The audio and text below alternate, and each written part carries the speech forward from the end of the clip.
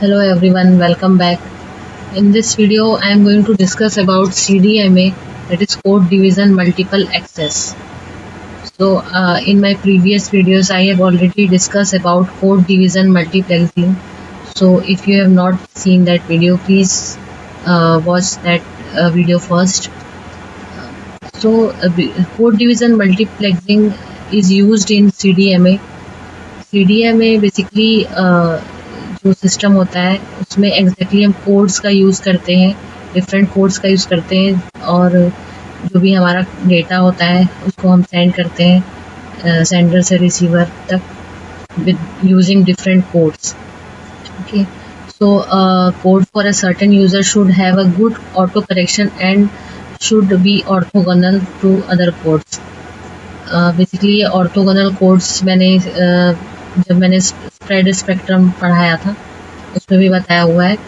सो इसमें basically orthogonal codes जो होते हैं दे आर इनर प्रोडक्ट, इनका जो होता है ज़ीरो होता है.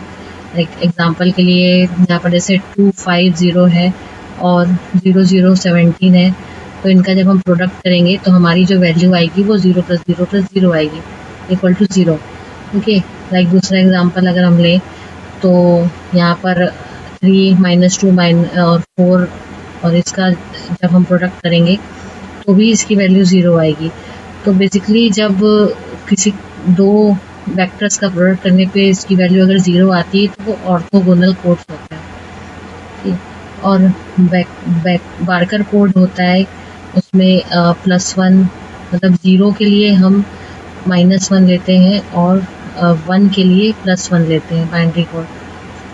सो यहाँ पर जो भी वैल्यू रिप्रेजेंट की हुई है तो ये +1 इज 1, देन 0 1 1 0 1 1 1 0 0 0.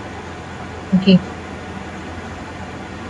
सो इसमें नेक्स्ट बेसिकली अगर हमें कोई भी डेटा सेंड करना है, सो ए और बी अगर दो सेंडर्स हैं तो ये अपना डेटा सेंड करेंगे ऑर्थोगोनल की सीक्वेंस के थ्रू. तो ए जो है वो ए के की यूज़ करेगा जो कि है 01001 0011 फॉर सेंडर ए, और बी के जो है वो की यूज़ करेगा 110101 for sender B. Okay, so A wants to send data to the bit for A D equal to 1, मतलब ए जो है वो 1 डेटा बिट सेंड करेगा और बी जो है वो 0. ओके, सो एग्जांपल में जैसे कि है तो अगर आप 0 ले रहे हैं तो 0 का जो बाइनरी 0 इज़ बाइनरी वैल्यू और उसका जो वैल्यू होगा वो -1 होगा और 1 के लिए वो +1 होगा. ओके, सो हमेशा जहाँ पर भी 0 आएगा वहाँ पर हम -1 लेंगे और +1 जहाँ पे भी आएगा वहाँ पे हम +1 लेंगे.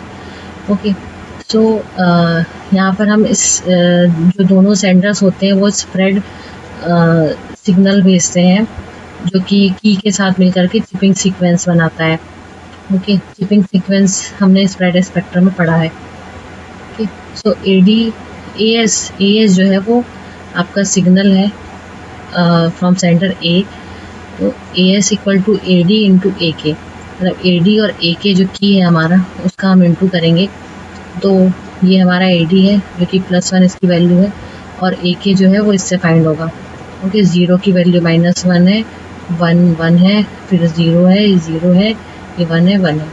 ओके, जब आप इसका इंटू करते हैं तो ये वैल्यू आती है. सेम वैसे ही बी के लिए है, बीएस के लिए जो भी डेटा सिग्नल है वो हम भेजेंगे तो बी डी इंटू बी के हो जाएगा और फिर बी डी की वैल्यू -1 है क्योंकि 0 है बी डी की वैल्यू तो उसको हमने -1 लिया है और फिर जब हम इसका इंटू करेंगे तो हमारे पास ये आउटपुट आएगा. नेक्स्ट जो है जब अब हमें सिग्नल्स मिल गए एएस और बीएस, तो फिर जो हमारा रिसीविंग सिग्नल होगा सी के फॉर्म में, तो एएस और बीएस को हमको ऐड करना है. तो वहाँ पर हम ऐड करके हमारी जो भी वैल्यू आएगी वो हमारा रिसीविंग सिग्नल होगा.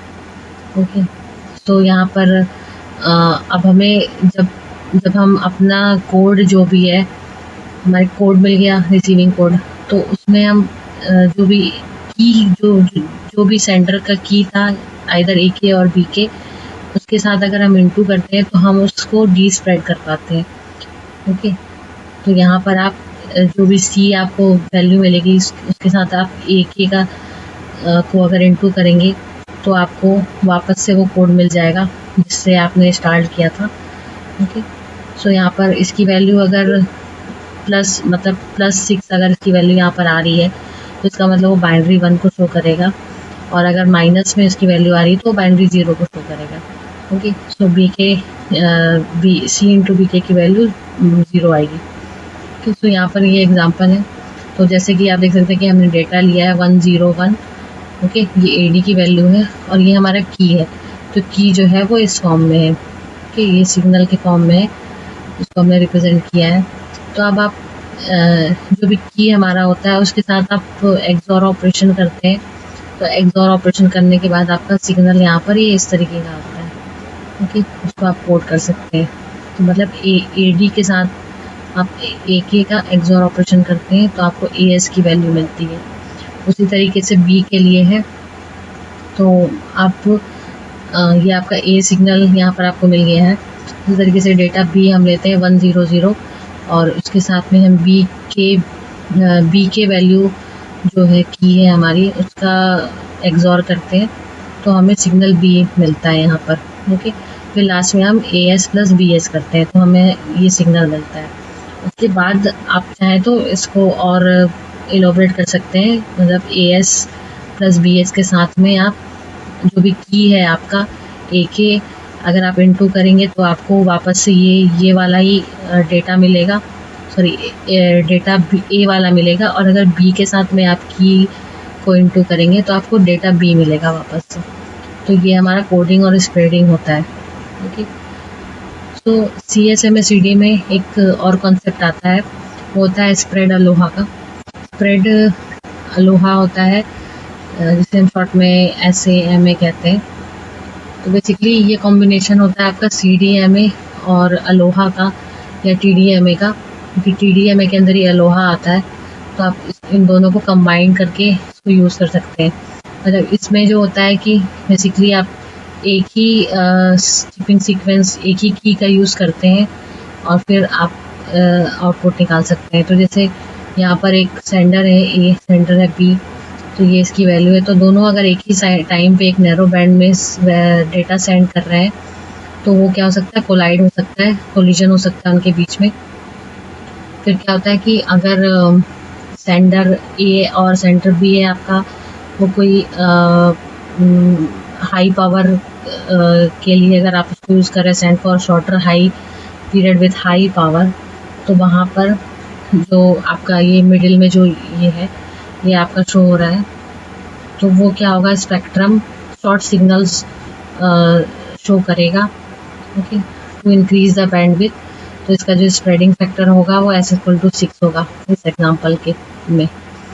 ओके, उसके बाद जो नेक्स्ट होता है, फिर वो the signals are spread but the chipping phase is different. तो यहाँ पर चिपिंग फेस जो है वो डिफरेंट रहता है, मतलब इसको हम और पार्ट्स में डिवाइड कर देते हैं। और separation of two signal is still possible if one receiver is synchronize to sender A and another one to sender B। तो इस वे में हम इसको सिंक्रोनाइज करते हैं और जो भी हमारा स्प्रेडिंग कोड होता है हम एक ही कोड के थ्रू इसको अलोहा यूज़ करके, ये आप देख सकते हैं ये अलोहा यूज़ करके और फिर उसको यूज़ कर रहा है। Okay, so this was all about SMA। So thank you for watching.